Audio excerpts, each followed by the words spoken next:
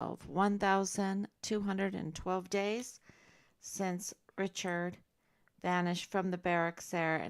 And I think it's more days than that. I really do. Um, we've been working very hard trying to um, get the timeline right. And because of the lack of transparency in this case, it's been pretty difficult. But we're getting there. We're not giving up. And today we have breaking news. So our work has is paying off. We're getting that institutional support. And I can say at day 1,212 days since Richard um, vanished, uh, code red, suffered code red, terrible retaliation for being a whistleblower, for wanting to help children, for wanting to help a young mother, um, wanting to stop the weapons smuggling, wanted to stop the narcotics trafficking, and of course the human trafficking, of course the child pornography production, um, and he did more for Fort Bliss than any of these generals. These generals, it seems that they're participating in the criminal enterprise. I don't know what they're funding by it. I don't know who they're working for, but we have 44 four-star generals and admirals. That seems to be that they have betrayed us, that they are working for foreign enemies um, and domestic enemies, absolutely domestic enemies, because they want that border open. And I just was watching Tucker talking about Governor Abbott and how he could easily with that big state. And I understand. I grew up in Texas, right there in Temple, Texas. I taught school in Killeen. I met my husband there. We were married on Fort Hood, now Fort Cavazos. Our daughter was born in Killeen. And, you know, so I definitely understand. I went to school in El Paso. I went to grade school in El Paso. I was born right there on the border of New Mexico and Texas, at White Sands Missile Range, New Mexico, part of Fort Bliss. So, um, yeah, I definitely understand what Tucker Carlson is saying, that if Governor Abbott wanted to secure the borders of Texas, he could absolutely do it. Absolutely do it. And I think he has the people behind him. But something is not right. Something stinks. And it has to do with politics. It has to do with the politics, and it has to do with making so much money off of the criminal enterprise. And one of the biggest ones in Texas is right there in El Paso, because it is the Siamese sister city of Juarez, Mexico. They are connected, y'all. They are connected. You don't even need to drive. You can walk over the bridge, okay, over the Rio Grande. You can just walk right over the bridge. When I was a kid, you could do that really easy. And, there wasn't so many calls for all this border patrol or border, uh, you know, uh, control, because, you had a thriving population, thriving businesses on both sides.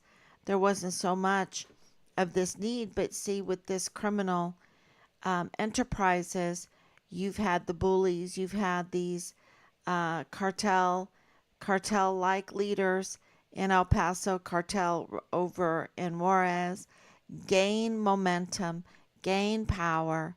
And it seems to me that it's not an accident, and I'm not calling LDS a cartel here. I'm not doing that, okay? I'm not calling the Mormons, the Church of Jesus Christ of Latter-day Saints, cartel like, okay? I'm not doing that. I'm saying that in Richard's case, in this criminal syndicate case, there seems to be a common denominator, and that common denominator is the Church of Jesus Christ of Latter-day Saints and the Mormons. And Mitt Romney, and Ronna McDaniel Romney, who have a lot of power in the United States, a lot of power in that area, um, and not, okay, they say they're Republicans. It doesn't matter about Republican or Democrat or whatever. It it matters about protecting the criminal syndicate that functions through the border. And Mitt Romney's father was born in Colonial Juarez. You can look that up. That's in Mexico. That's in Chihuahua, the state of Chihuahua, Mexico, which Juarez, right there, the shared sister city of El Paso, is in Chihuahua, Mexico. That's the name of the state. And if you look at Colonial Juarez, it's absolutely plush, plush. And so is Novos Casecandas. That area is, the Church of Jesus Christ of Latter-day Saints stronghold. I think 7 families. I was reading about it months ago, maybe over a year ago. I even, called out on my live streams for them to reach out, to be a light in this darkness, to help. And, you would think that they would want to do that, right? Being the Church of Jesus Christ of Latter-day Saints, you would think that they would want to do that. But, I just think that there is something going on that they're having to deal with. Um, and, every religious group has that, where you have, I don't know, you get too big for your britches because they're so wealthy, y'all. I think they have 4 times the amount of Apple. I looked that up. I didn't know that. I did not know that. But it makes sense when you look at what's going on. And there is this power that comes with that kind of wealth. There is a power and there is a control. And you can control um, politics, you can control governors, and governors are very, very powerful in their state. Uh, in the secession of power, if you would put a chart up, I think a governor is like number 4. So you have the president, and number 4 is a governor in his state, in her state, whichever it is. Um, and so it's a very powerful position, and therefore, um, it is a target for criminal syndicates because they do have, he's the Governor Abbott is the commander in chief over um, his guard, and uh, you know, i- it's huge. And so any kind of criminal, let me see if I'm on Facebook. Uh, yeah, oh yeah, there. I found the cube. Yep, looks like I'm live. I always mean to do this early. Thank you, Anicia. Thank you. And you can hear me today? Thank you. Okay. So Governor Abbott could do, he, it's just, he's a target. He's a target. When you get this big, when you get this wealthy, of course, you're going to be a target for the people that make a lot of money off of this border. And, am I saying that the Church of Jesus Christ of Latter-day Saints makes a lot of money off of the border? I don't know. I don't know. That's not what I'm saying. I'm saying that the common denominator in this group that is seemingly, apparently, part of a criminal syndicate seem to be the Church of Jesus Christ of Latter-day Saints. And so, you know, this um, defense lawyer is LDS, and Lalani is LDS, and of course, Danae is LDS. And they're good friends. They're good friends. They're cut from the same cloth. They are both convicted criminals. They both go to the media to give false witness statements, to interfere and obstruct justice. They both are con artists and want to manipulate the narrative, going to family. And, there seems to be a connection with insurance, okay? Because Danae told the PI that she was in the insurance business, okay? Now she's not registered as an insurance business, but she says she's in the insurance business. So I don't know with her being a con artist if she's um, practicing insurance policies or whatever she's doing with insurance policies illegally. And this seems to be coming out of 3705, 3905 Bliss Avenue. So Lilani Hart seems to, run this con artist training ground and, a lot of conning going on. And of course, seemingly these properties are owned by William Beaumont Army Medical Center and in connection to the mortuary affairs. I, that just, I just cringe. Um, and so today has been a huge day because we have breaking news that Richard's case is breaking open. It's breaking now. The last few days, I said that Lilani Hart's arrest is imminent, and that's exactly what we're being told. That her arrest is coming, and so as soon as I know, as soon as I hear about that, I will absolutely tell you. Do many more need to be arrested? And do we have a legal basis for their arrests? Yes. Yes. And right now, today, we're being told that they're formulating, um, I guess, their prosecution. I guess because they have the legal basis for the arrests, and for many. So I can say that they all need to be arrested, and I absolutely am standing on a legal basis for that. I'm not talking out of being emotional. I'm not allowed to be emotional, right? So I'm not speaking from an emotional standpoint. If I was speaking from an emotional standpoint, I would not stop at arrest, okay? I would not stop at arrest. The death penalty would definitely be on the table for me, um, especially after looking at I found the picture cube today and finding out, ooh. So I'm not speaking from an emotional point of view about the legal basis of having many arrested. We did put in the Veltri complaint today, and hours later, we heard from Veltri, which is interesting. Oh my gosh, y'all. It's just, you know, it's so wicked. It's so wicked that, and it's so obvious. Everything is so obviously wicked.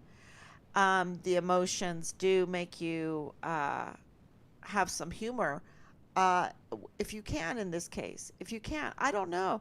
I guess it's God's way of letting you release emotions and that in a laugh or in your humor.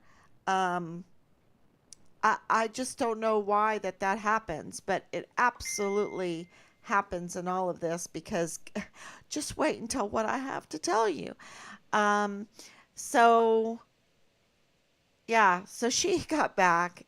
She's in big trouble, y'all. She's in such a big trouble. She doesn't even know how to, even if she witnesses a crime, she does not know how to identify that it is a crime, right?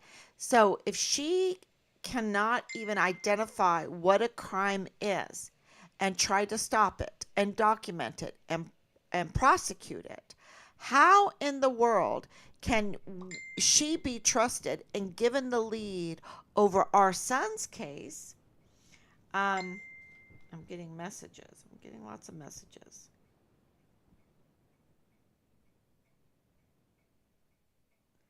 Let's see. Make sure everyone can hear me. Okay. Thank you so much, Anicia. Thank you for your prayers. Thank you for your love. Thank you, Grace, for your prayers and your love and your hope and the red balloons for Richard. Richard's color always in our family was red. Like when you have four kids, it's like you have to color code. You have the red cup and you have the red toothbrush and you have the red blanket and the red. Um, so his color was red, the red scarf, and um, anyway, thank you so much for that. So, if a senior special agent, Jessica Veltri, in the Quantico cold case, which means that, they don't know what happened, or the very violent crimes unit, okay? It's both. It's a cold case and extremely violent crime case, right? Um, if she cannot even identify what a crime is and she can't stop it when she is witnessing it or even document it to prosecute it, how could she be trusted in our son's case and the violent crimes that have been committed? The crimes to to be able to identify the crimes in Richard's case, which are many, many, many. I mean, there's so many. She has failed even to investigate the Fugitive Apprehension Unit that violated our civil rights, and that was her job to do. So because she doesn't even know how to identify a crime. So who is pulling her strings? Who does she work for? Because it's not for Richard. It's really not for the Army. It's not for the people, the Constitution. It's not. So and there's many more complaints. I think there were 7 complaints on there. So she's in big trouble. I think if there's a person that knows how to identify crimes, will look at this list and call her a criminal, right? Call her a criminal. And, is she cut out of the same cloth as Leilani Hart and Danae Katzen? I just, to be a false witness, to take on a persona and a government job, to abuse that government job, to use that government job, to take advantage of the government job, to extort the illegally, maybe money launder, create. I posted up a body language. I really like Mandy. She reads body language, and I posted up her latest video, and it's about a case in the rap community, and what she points out about what this lady is revealing and exposing very courageously to the world, especially the rap world, is that politics can be manipulated to protect the superstars. The superstars, the certain privileged people, they have power in our Congress, in our Senate, um, in the judges, in the DA, in the AG, in medical examiners. Um, and God has the right timing, let me tell you, because of what I'm about to tell you. But they can pass a law to protect the perpetrator, the real demon, from having to be punished for what they've done. And it's just an amazing analysis of this woman's um, the body language while she is exposing the truth. And so, the language, there's, well, we're faced with the bad language every day, right? Even though I speak out against it, I hate it. And I'm not totally innocent either, because it rubs off. And that's what I hate about it. It rubs off, right? And we start using it. I rather try to pause and express the disgrace, the disgust, the violence, uh, the vile attitudes in other words. I think it describes it better. I think some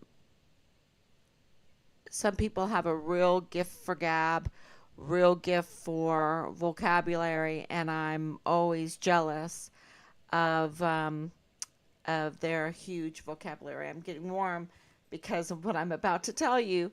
So the levels of people that have money, the levels of what they go to protect whoever's privileged. And in this case, I believe it's the generals. I believe um, Major General Clem Coward is a small fish in this. I believe it's General Garrett. I believe it's some politicians in that El Paso area. And I believe it is people that have businesses that contract with the government, that have big businesses, that have big contracts with the government, or or those that wish to have big contracts with the government, and they need to get their business up and going and funded before they can get the contract, right? They have to be something that the government wants so that they could get the big contract. And so, this is my opinion of what's happening. And so, in order to get their business going, and how hard it is to have your own business, and during the whole COVID, what a disaster that was. And so, there is a moral hazard because of the regulations, because of the taxes, because of the way the government is just gripping everything, and can shut you down easily. So I'm not making excuses. I'm just trying to tell the reality, because I do have this want in me to forgive, but I absolutely believe that they all need to be arrested and penalized and given the appropriate punishment.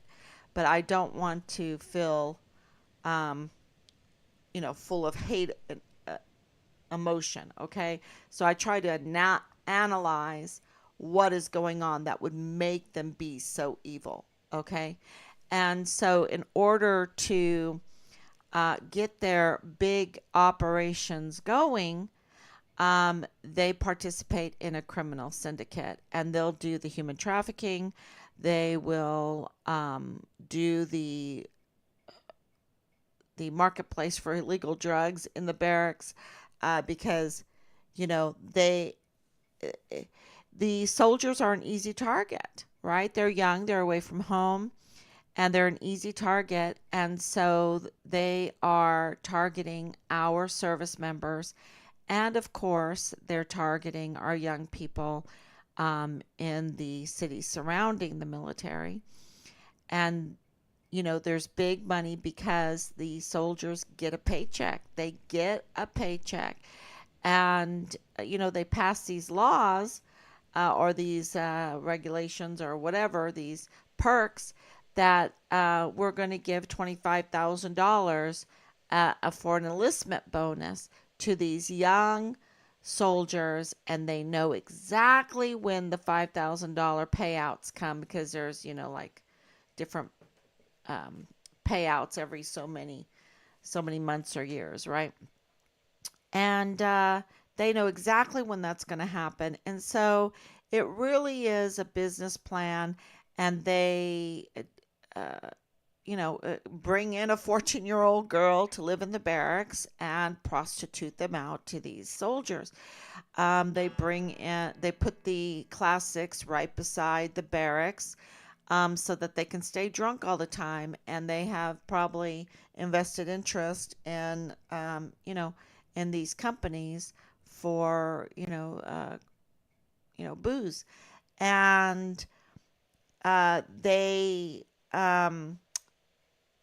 surround them with the sex cult stuff so they can damage their character.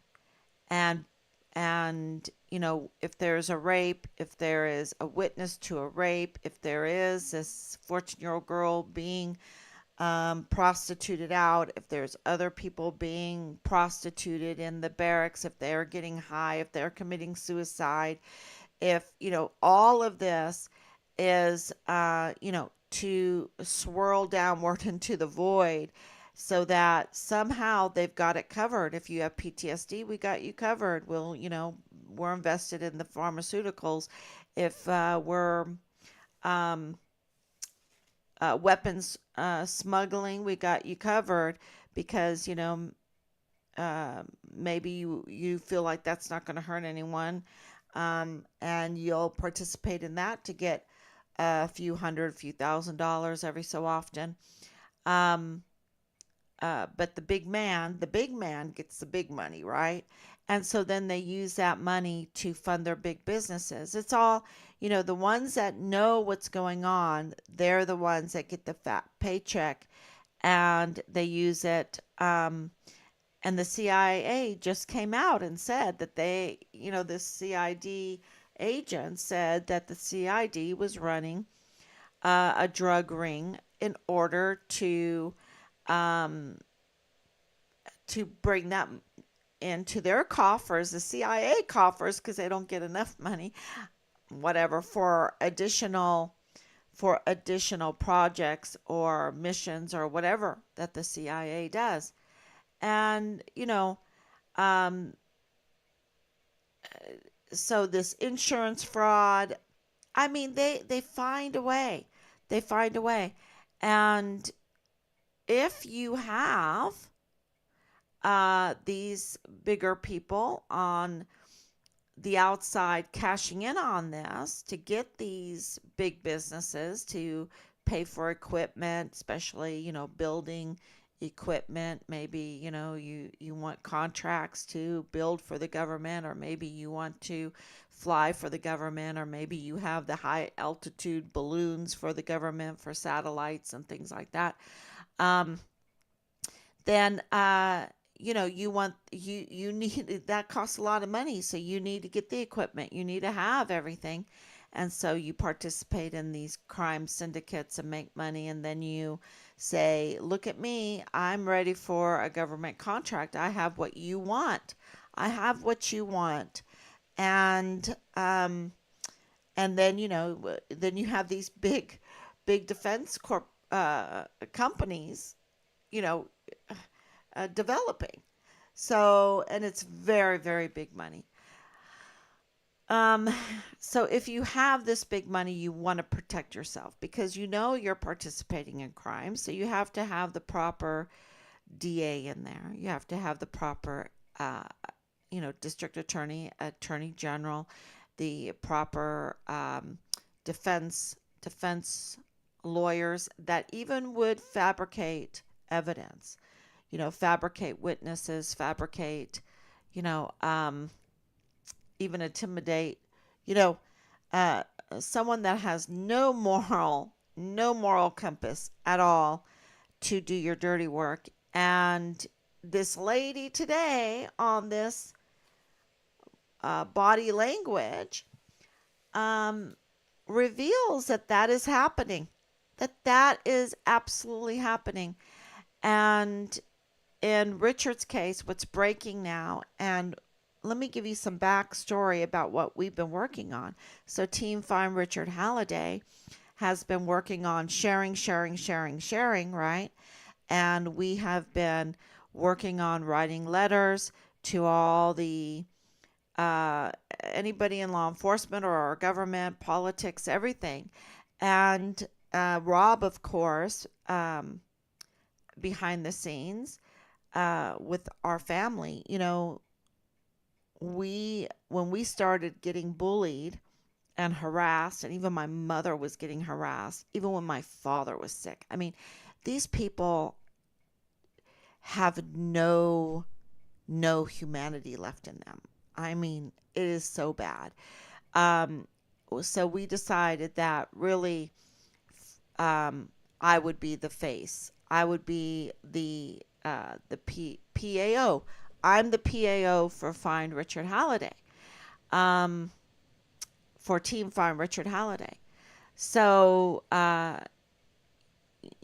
to uh, focus, and it was really a gift because it allowed everybody else to focus on the behind the scenes work that had to be done in order to keep Richard in the spotlight, somewhat in the spotlight. We um, really have our suspicions that the judges in Richard's case have put a gag order on, have put a seal on his case, and prevented the media from reporting on this case. We really believe that there is a legal order for the media not to cover this case. Um, it just seems that way, and we're getting somewhat that information. Um, that doesn't That's just a bonus for today.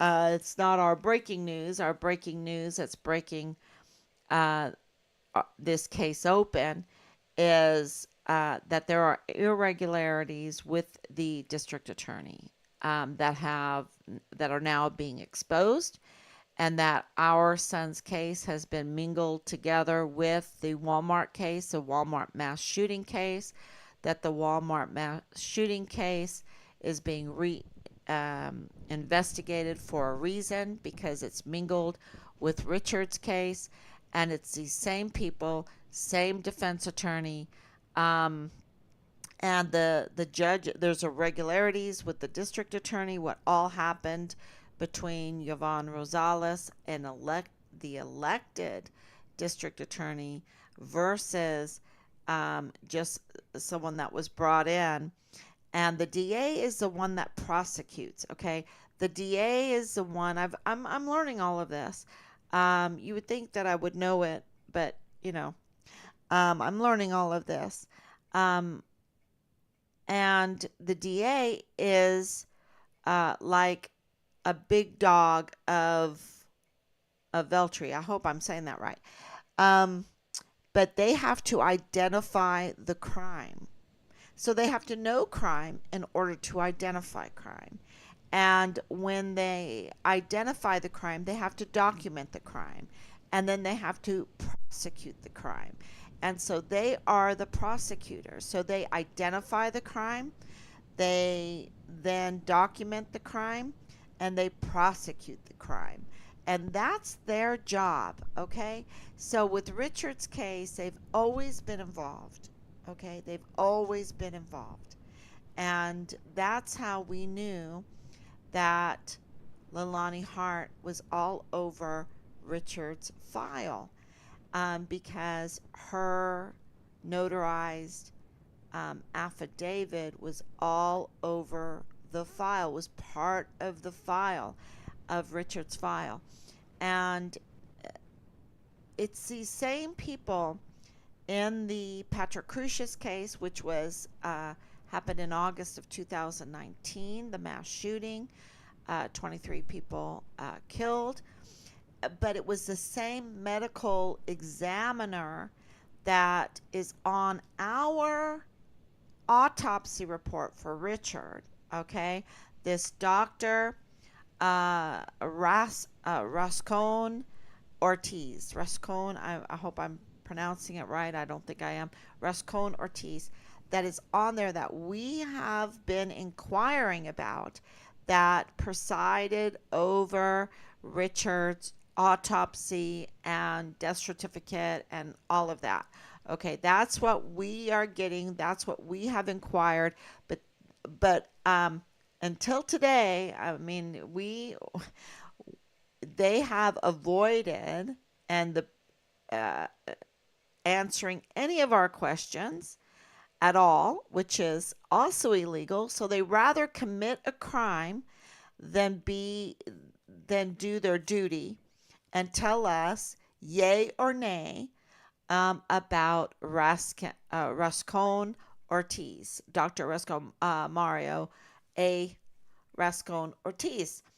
And so there are, and I'm going to hold off to tell you exactly all the irregularities with the medical examiner, because he's the same medical examiner that presided over the Walmart case. Okay, all of those that died during the mass shooting, and so and there's irregularities because a medical examiner is like a judge, okay? They have to judge how this person died. And so they can issue subpoenas, they can issue warrants, and they can also issue a contempt.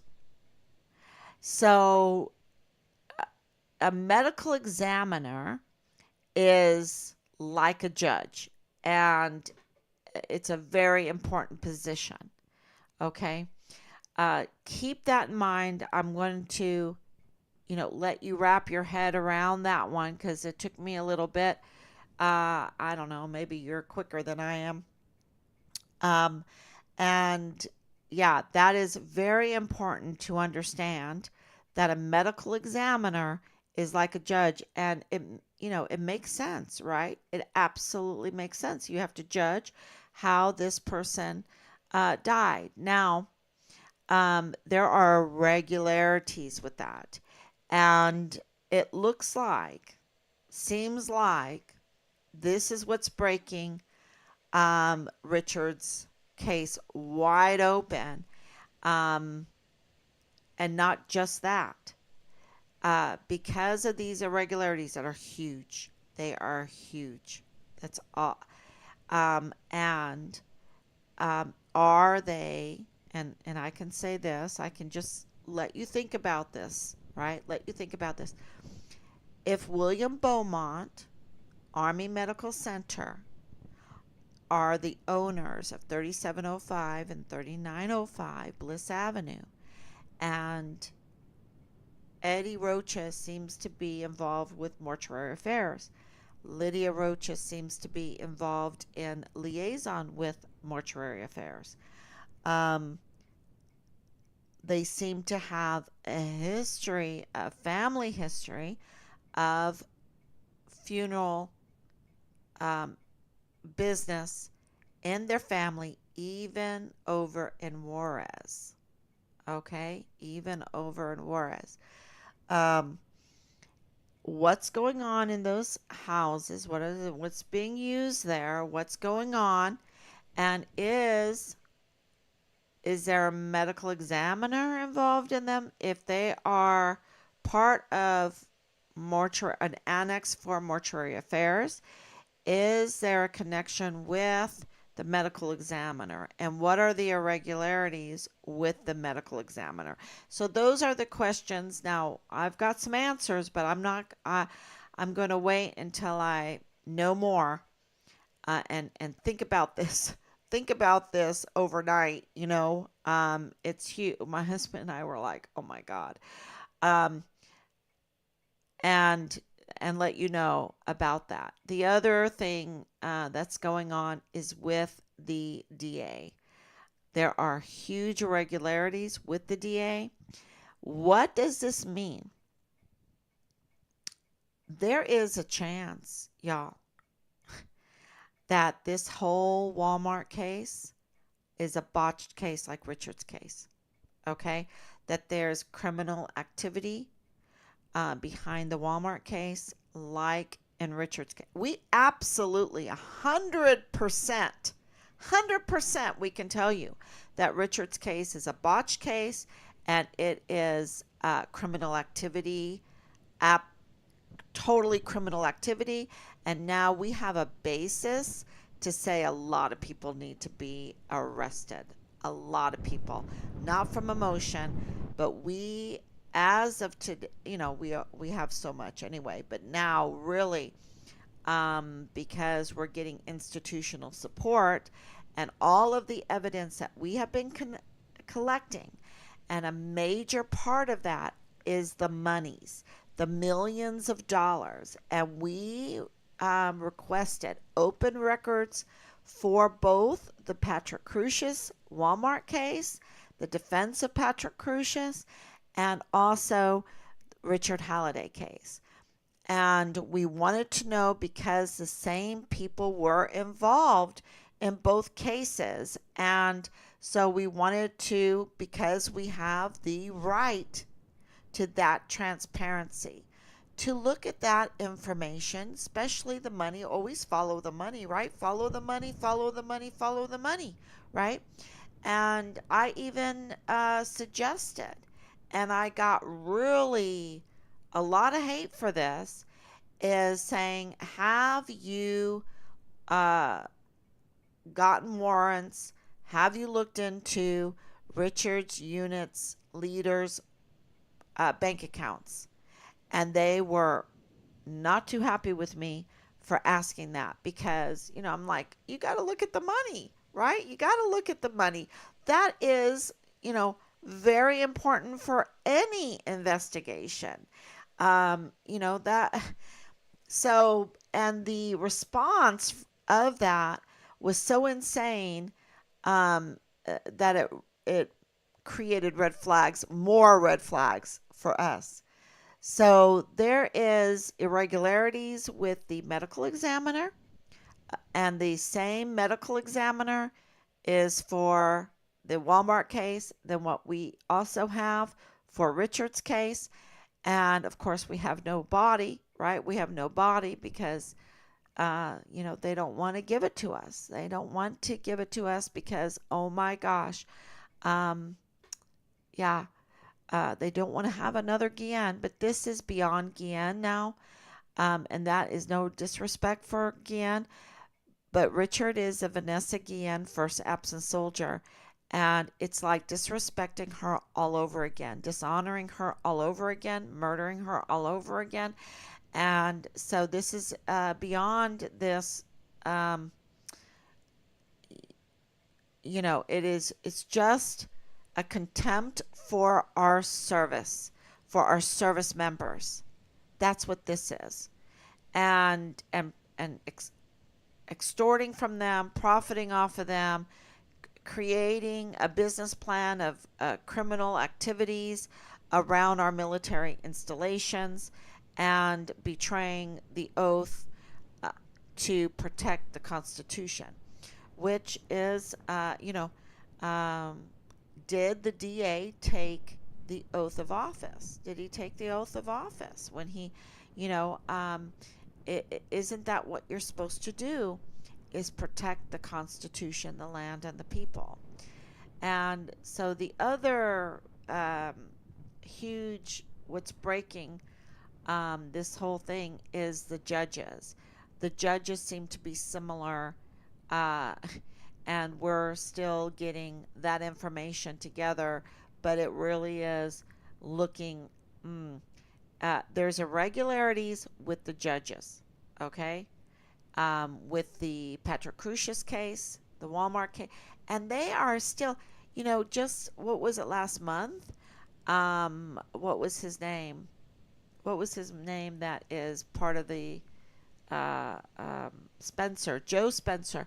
He got on the news and he was like, oh, well, we're having a hard time getting evidence or whatever.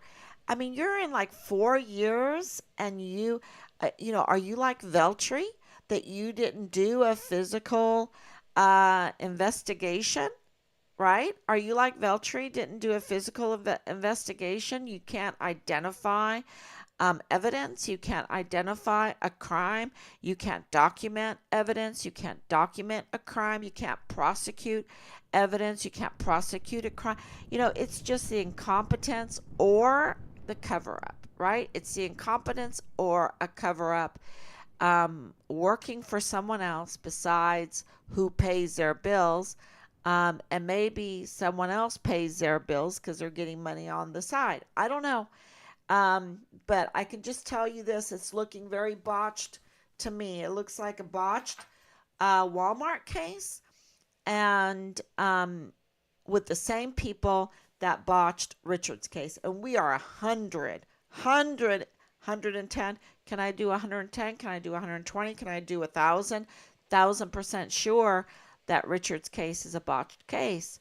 Um, and I really believe that Veltri is a criminal. I believe that General Garrett is a criminal. I believe that David Stewart is a criminal. I believe that Command Sergeant Major Jerry Jackovitz is a criminal, and Jay Pollan is a criminal, and McConville and Mealy and Donna Martin and Sean Bernabe and James Eisenhower.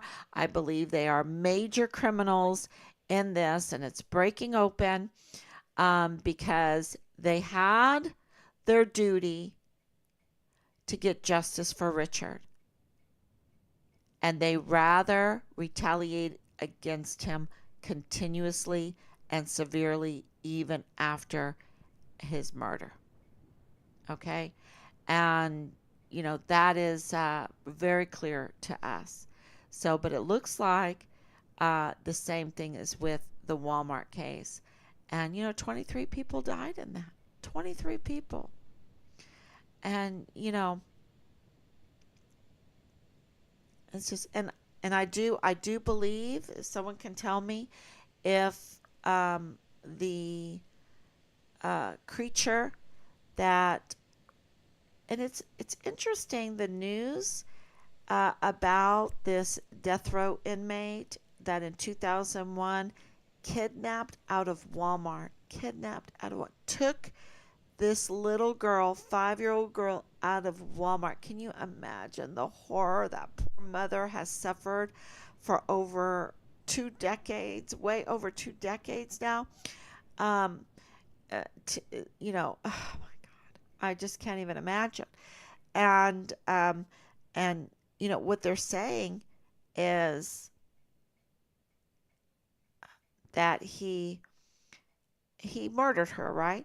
But they're not saying that he raped her. Am I allowed to say that on here? That he sexually assaulted her? I mean, this is a monster. This is an absolute monster. And this happened in 2001, and they're just now, um, when a judge, and not even a conservative judge, right, says, I sentence you to death. You know that crime was just unspeakable, right? I mean, when there's nothing left to say except for, I sentence you to death, then you know that crime was unspeakable. And that was in 2001, and they're just now, and I think he was executed today. Um, and so that is really, that's very good news for the world. Um, and I don't know if 3 years ago I would say things like that. I don't know. But to hear over and over not just all the crimes committed in our son's case, but from so many parents, so many family members, of others that have suffered terrible, terrible situations. Um, you know, there. I think we need to get serious on crime, right? We need to get serious on crime. And if the crime is institutional, right? If they're using our institutions to manipulate to commit the crime, to not only commit the crime, but to develop the crime, and to involve our institutions and our money to commit crimes against us. Um, wow, that to me that's treason. Um, and I think today with all the information, I'm still waiting for more information, and this is coming from lawyers. This is coming from, we asked for the open records from Miss Amy Snoddy about the money spent on Petra Crucius and Richard's case. We have been getting information that puts that into the millions. For Richard, over 20 million is the highest number. A conservative number is over 9 million, right, to cover up this case. For Patrick Crucius, um, we're getting a a little less, which is interesting, right? Um, so how did that all happen? Why? What was all that money spent on? Because a lot of money had to be spent on the Walmart case to prosecute that case. I think, I don't know. But, if they would give us the information that we legally are supposed to have, then we could read it for ourselves, you see. So it's, uh, what do I think happened in Richard's case? I think that he pulled on a string of this criminal syndicate, this big money making for people that have big aspirations in developing companies, that can get contracts with the government or even has contracts and they want to keep it going. They want to keep up with the competition, I guess, or whatever. And with the lack of wars, because you have to remember this happened in 2020, and there was, this down with the wars. Trump is the only president for a long time that didn't start a new war. This is not good news for these contractors, right? Because they depend on war. Um, so there was not war, and then all of a sudden the COVID was coming in, and this election, so it was very political. You just have to put the environment in there, and I think he pulled on uh, one of their one of their methods of earning some money to keep their business going, maybe during the COVID, maybe during the election, where they knew that the economy would not be so great because there's no war. Um, and, he pulled on one of their methods of criminal money making, be it whatever, and they decided to code red him. That's first they wanted to retaliate, and when he stood his ground, they code redded him. So I definitely believe this is an internal crime, that it was an internal hit. I think it was an ordered hit. Okay, that's what I think. Um, and yeah, so I think this breaking is going to show exactly if I'm right or wrong. I'll gladly eat crow, but I am so confident with the crimes that I absolutely witnessed and know about the generals, about General McConville and about General Milley and about Christine Wormuth, about uh, Lieutenant General Donna Martin and Sean Bernabe and um, all of them, all of them.